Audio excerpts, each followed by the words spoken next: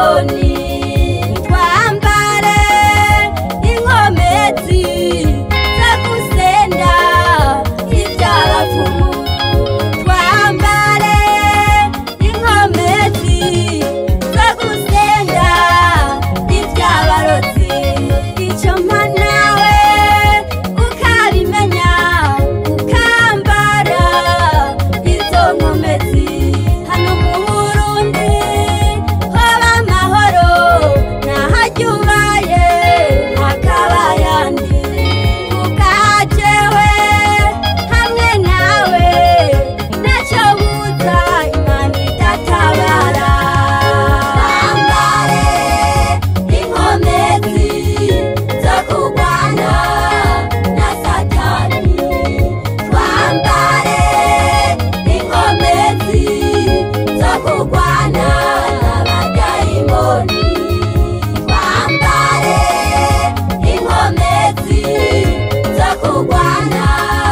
na Satani twambare inkomezi zo kurwana n'abadayimoni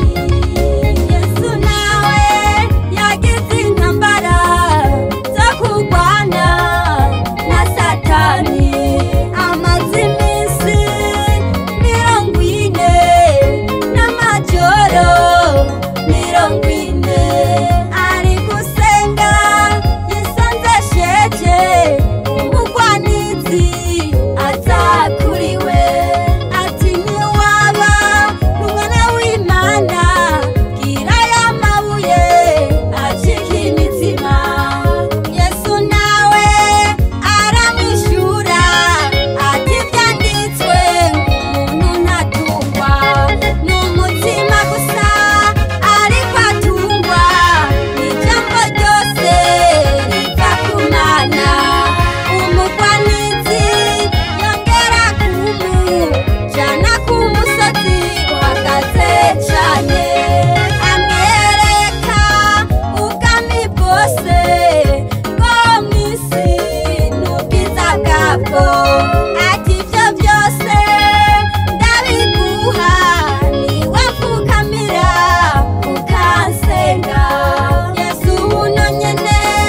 aramubwira ati mvako Satani kuko byanditswe nguhoraho Imana yawe aba ariyo usenga kandi aba ariyo usaba yonyene umugwanizi aramureka kandi abamarayika baraza baramukorera